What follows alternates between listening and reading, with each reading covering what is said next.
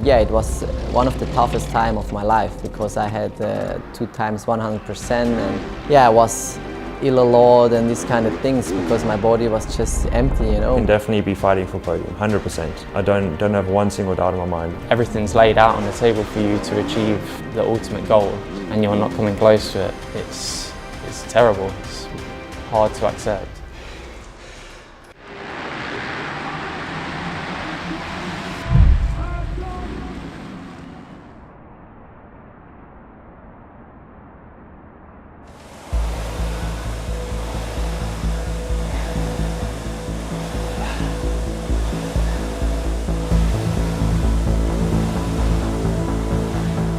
We focus a little bit more on the balance side, I think, coordination, agility they call it, and also the reaction time.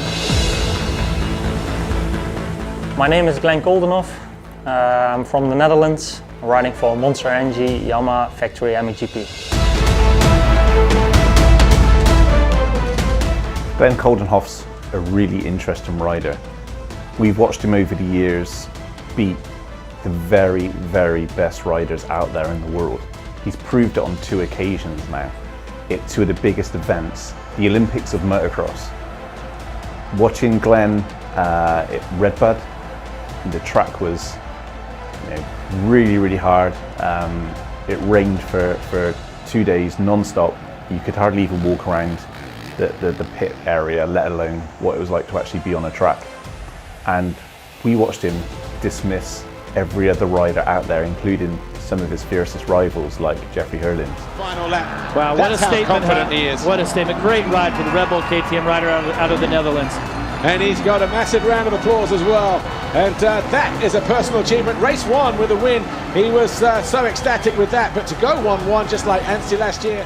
Fast forward 12 months, and Glenn done exactly the same thing again. He beat the best in the world. There's no reason why he can't do the same thing this year to win the World Championship. But what a moment, what an experience. And it'll be a big moment as well because Koldenhoff comes out of the final turn. He goes 1-1 again, this time on home soil. The Netherlands win for the first time.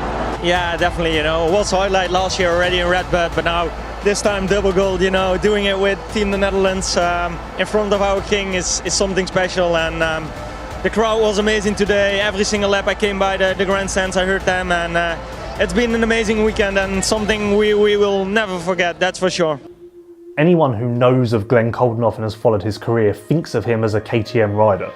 He was on one in MX2, he was on one for the overwhelming majority of his MXGP career, save 1 season on a Suzuki. So for him to suddenly appear on a Japanese bike, a Yamaha, is really going to take some getting used to, and it's a big commitment from his side because he had everything he needed at KTM, or Gas towards the end. I've been 5 years with the other brand, and to change to a new brand is always a bit difficult, I would say, in the beginning. But I think factory bikes in general, they are all not that bad, and it's just I need to get used to the handling of the bike, and it reacts different in different places. And yeah, I felt like we had 2 months now, and I'm pretty much used to the bike, and yeah, we are just finalizing things, to make the bike even more built for myself. And this is going on a good way, so I'm happy so far. Glenn is a kind of course, sand rider, due to the fact that he's a Dutch rider, but he got some skills that are not common. I never understood how it's possible that he never put everything in the same season, together, because he has some of the best end of the season ever, I guess, with victories and with incredible races at the GP of the Nations, like he did in Redbud in America. When conditions are really tricky and demanding and physical, it's really a good rider. It's a strange one with Glenn because people think of his last 2-3 years and they think of his GP wins, they think of his podiums, they think of his Motocross of Nations success. And whilst you would naturally think of those highs, there have also been some incredibly difficult moments. He's had 2 back injuries in 2 years. He's lost feeling in his lower body. He knows what it's like to flirt with that dangerous edge. So for him to even be in a position now where he wants to race, let alone still going for a world title, is commendable, but it's this quality that any rider in this field has. Everyone knows of the consequences. Everyone knows what could happen. But the love of the sport and the desire to be the best eventually trumps all of that. The conditions are taking a turn for the worse. If ever you needed to start Jason Thomas, today was the day. Yeah, it's so cliche to say, but in a condition like this, where you're not going to be able to see well, you're not going to be able to move around the track very well, you need to get out front so you can control your own destiny. You know, the traction was almost at a peak going into the second moto. Get some downpour. It's really going to change the approach. I wouldn't be surprised if there were some last-minute tire changes. MXGP race 2. Wow, this one's going to be a good one. Hurling's very tentative, dropping off the mesh there on the wet metal, but around the outside, rider's going wide in the first turn, and it is a Yamaha. It's Koldenhoff in those orange boots, white and orange boots, is it? Yes, it is. So Koldenhoff pulls the foxhole shot. Where's Febvre? Your winner from race 1. Glenn Koldenhoff, been a decent ride for him. He's going to get his first podium for Monster Energy Yamaha. He would have liked the race win, I'm sure. He would have loved to have stood on the top step of the podium even more. But you know what? Take it while you can. It's a good improvement for Glenn Koldenhoff. 17th overall at the first round, 8th overall a week ago at Matchley Basin. He's going to be 2nd overall today. Talk about making gains. We're about 3 months ahead of schedule on Glenn Koldenhoff's results here, so. My first podium together with Yamaha, a new team and everything, you know. It's been amazing, and yeah, my season just started now. I think the passion for this sport, you know, it's what I love. This is my life, and I think it will stay forever. And you know, every day trying to improve, to be better. Every single year, every single week, every single day, you know, putting the maximum effort, and try to become the best one day. So that's always been the goal, and it will always be like this. Glenn Koldenhoff, Monster Energy Yamaha, born down the road, pleased that there's a home GP here at Os, his home circuit. He looked good in time practice as well. I think I'm pretty good at focusing at myself, you know, and you need to stay realistic. And I've been close in 2019. I was 3rd in the championship, and obviously last year, you know, I had an injury, but I feel like I'm a guy which still improves every year a little bit, and I feel like I'm a quite consistent top 5 guy, but I need to step it up to consistent top 3. And it surprised me, honestly, it surprised me a lot. He's doing pretty well. He got also some bad luck with a crash like in the second moto in Os that took him away from a possibility to fight for a podium and maybe also for a victory. 110 metres or thereabouts into turn 1. Clean through there in the first race and at the bottom of turn 2, and once again it's Febvre, but around the outside, Jorge Prado, rider down at the back, and riders down. Oh, end over end, different riders going over the bars. He's won GPs from time to time. He's won motos from time to time. But to reach that next level and be there consistently is a whole different ballgame. Maybe sounds like a small step, but it's in the end, you know, it's quite a step. But I feel like I've all the things around me which can make me to do this step, and I'm confident. I'm putting everything in it, and yeah, hopefully it will come out one day.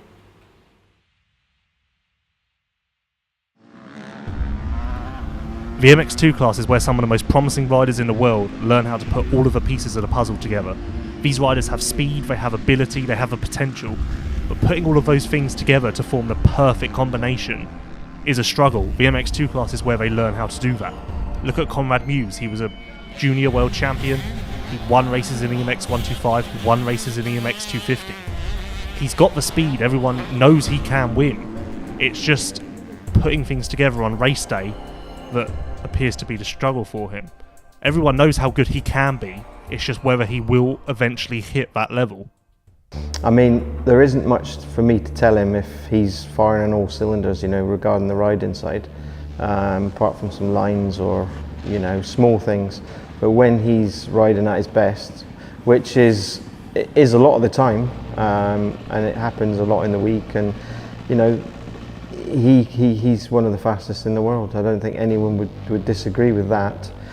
But it's the next bit, you know, that needs to happen on a Sunday. And last year we had, you know, glimmers of, you know, the Conrad that everybody knows and he knows and I know and the team knows came to race. Well, he's definitely not going to let Muse through, but then Muse tries to get alongside the factory KTM, just trying to get himself reorganised. And Muse goes around the outside, but runs out of real estate. So it's trying to bring that out in him every time. And he's quite openly honest that, you know, sometimes he struggles, and sometimes he doesn't, but we need to eliminate those days that he does struggle, and sometimes there's not an explanation for it. So you have to, you know, manage it, keep the morale up, keep the confidence up, keep the hard work up, you know, and yeah. You know, in this game, results give you the confidence. Results breed more good results, and yeah, I mean, sometimes in the morning you can tell when he comes in, you can tell it's going to be a good day because he's kind of got like his head's up, he's got a little bit of swagger, and you can just tell, yep, today's going to be a good day. We've had a few of those days. Like Spain last year was one that just the mood was easy, and you could just tell. And then other days you can sort of tell it's not going to happen. Like yeah, you know, as soon as I got here on Friday, I looked at the track, and straight away I knew that I was going to feel comfortable around here. It's an amazing track. It's yeah, lovely venue, and I'm just feeling really good.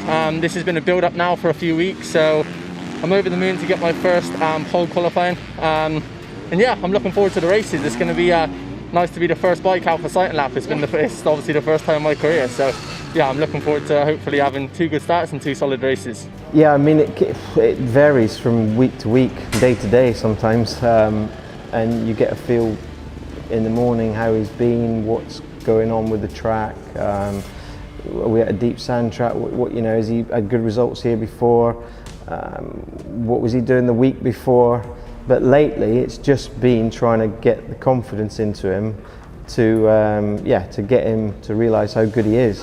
Yeah, it's my home race for me, and the track's awesome, and I felt good in qualifying. It's all very close up there.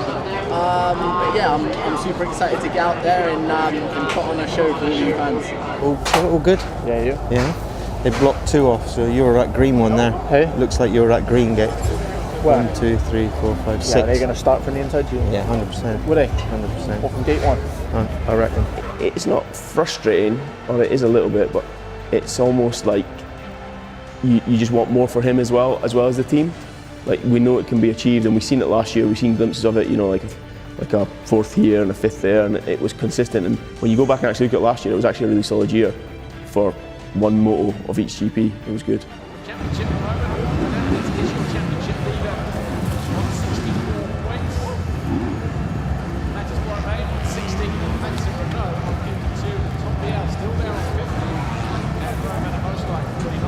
Right, you're ready to go, mate. There's nothing you can't do. But you know what it's like, you know what it can get like.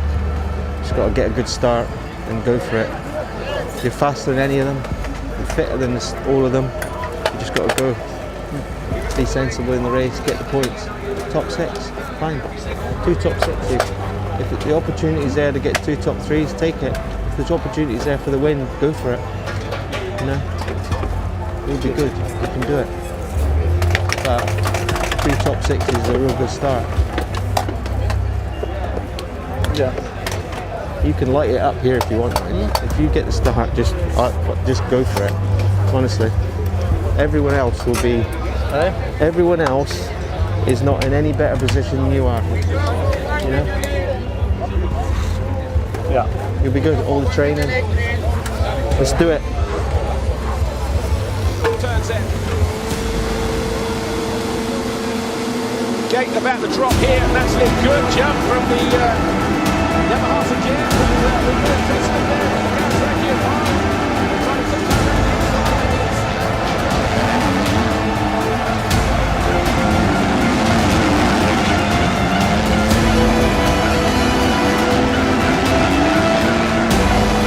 That's a Renault. Well, it's going to be a big moment for him, isn't it? To win the overall here at Matchley Basin. Maxime Renault wins the British GP, his first victory of the season and second of his career. Conrad Mewse crosses the line in 17th overall, not what the British fans would have expected from such a promising talent. But before Matterley, he was geared up for it. There was no reason for us not to believe he wasn't ready for it, and it just didn't happen on the day. It was one of those, you know, and he quite openly say that. He's not blamed the bike with anything. He's happy with the bike, he's happy with the suspension. It's just a few months just to get this rolling and get the results coming out. There are many riders through the years who have had the speed and the ability to do the job, but their mind just lets them down. It's the same in any walk of life or any sport. Sometimes finding that mental edge can be the difference between struggling to reach your potential or maximising it. That's why some riders bring in trainers who have been there, done that, and maybe even gone through similar problems. Think of Mark Deruva, who took Paul's Jonas to his first world title in 2017. He now works with the F&H Racing Kawasaki team, and namely Rowan van der Moosdijk, and he's trying to help him do the same thing, reach that next level and fulfill his potential that is so clear for everyone to see. Okay, my name is Mark Deruva. I'm working for F&H Kawasaki Racing, and my job is trainer, mental coach, shoulder to cry on, and the babysitter. Zie, hier moet je al rechtop gaan zitten. Hier, kijk, rechtop zitten. Niet vooruit, rechtop moet je. Je moet hem voelen. Zo, je moet hem voelen.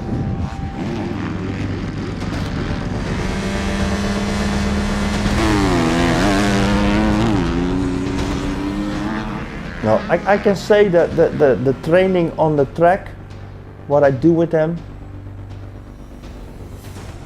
is 40% important, and I say 60% of the mental side. It's a lot. It's much more, because I know he can ride really well. You know, of course, you can always be better, and I see every time I see things, but it's more the mental side you need to work on. And that showed also, because like that last moto in Lommel, that was the only race I really saw my Rowan, let's say. That last moto in Lommel. He was so good, he was completely relaxed, he was good, you know. Great ride this from the F&H Kawasaki. Haven't seen too much of him, but he is also on the verge of making his own little piece of history. Rowan van der Moosdijk, the F&H Kawasaki rider, finally wins a race in MX2. Still in the last few weeks, I'm 3 years now with Mark, and still in the last few weeks I still learn from him. He always has new things, and then when in the night I lay in my bed, I think, yeah, how is this possible? I thought, like, this year, what can he say about me, because he knows me for 3 years, you know, and still he comes with new things, and that's what makes him so special. Zie je wat je doet? Je gaat ook weer helemaal zoals je gaat. Hop, zo met die kop eroverheen. Ja. Dan kijk maar naar je kont. Je moet naar je kont kijken. Kijk, die gaat omhoog. Ja. Zie je, en dan zo. Maar dan is die ding. Want hier is wel goed hoor, dit. Zie je, maar dan ben je te laat, hè? Zie je dat? Ja. Zie je hier nog steeds zo, helemaal naar voren. Ja. Dan moet je al achterop zitten. When he finished his career and he started to approach the career of a trainer, of preparing other riders, I was thinking, with all the mistakes he did, probably he knew really well what not to do, but would be able to teach them what to do. Super gewoon. Dat is gewoon echt goede start hoor.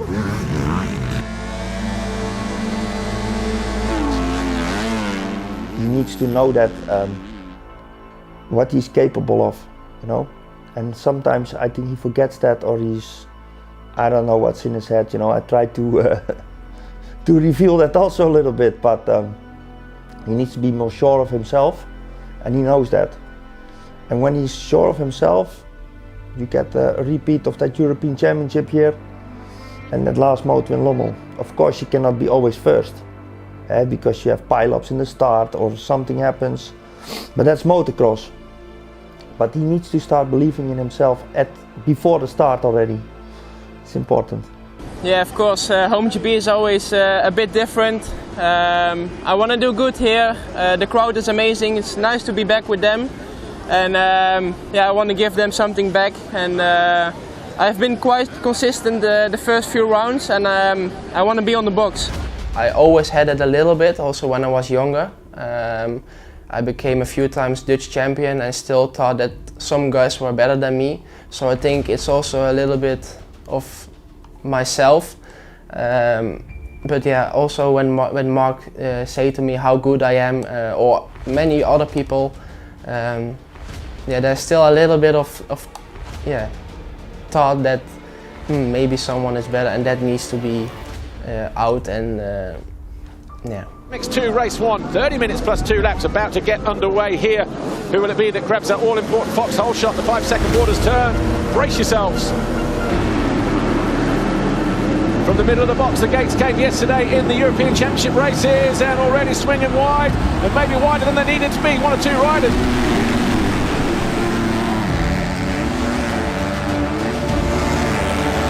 And again there on the exit, Van der Moosdijk sensing an opportunity here to sneak up the inside, parks it down the inside beautifully. Van der Moosdijk now up into 3rd place. And Van der Moosdijk, good through that long sweeper and into the face of the jump because he got alongside Rennie Hoffer and has easily taken 2nd position. Well, the problem is in my whole life, until today, I cannot lose. I hate losing. That has been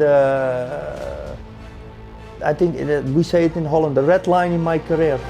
For the final time. Oh, a couple of itchy trigger fingers there.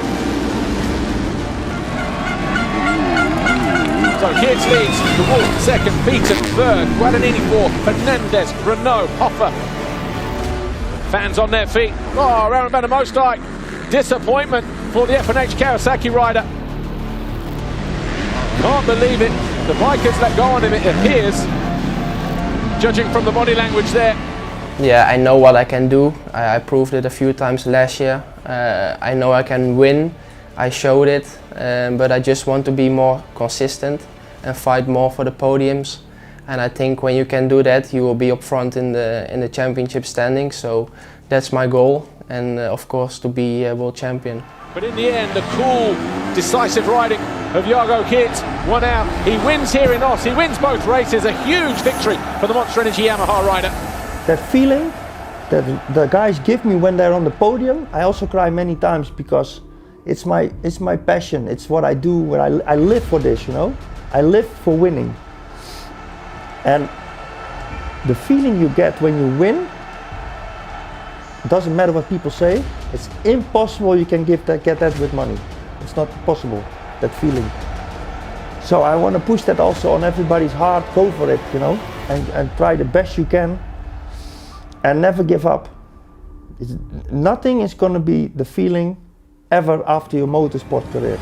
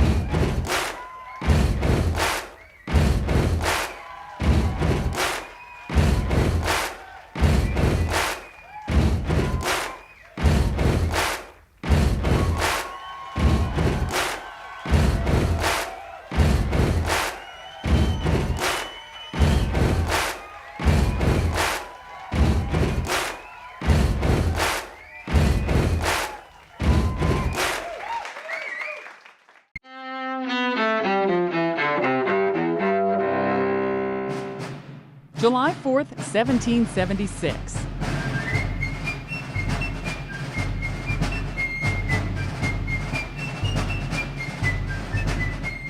In Philadelphia, the birth of the United States of America.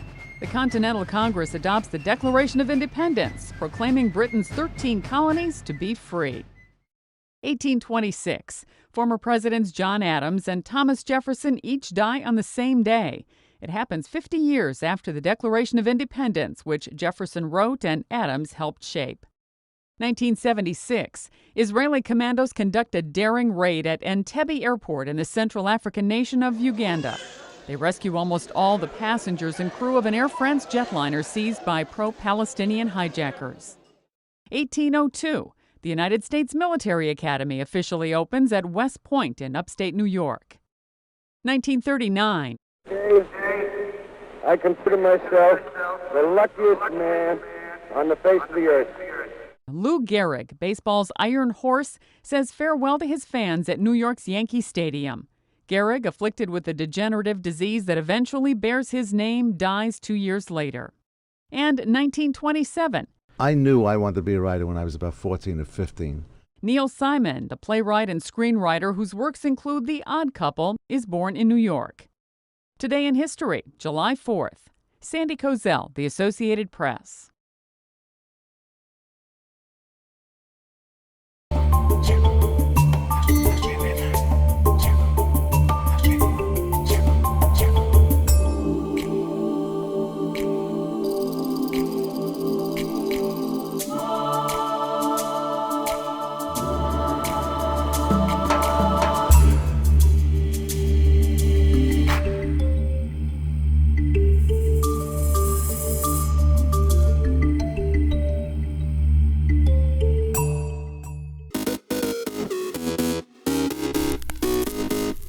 Welcome back in our studio, and in today's news,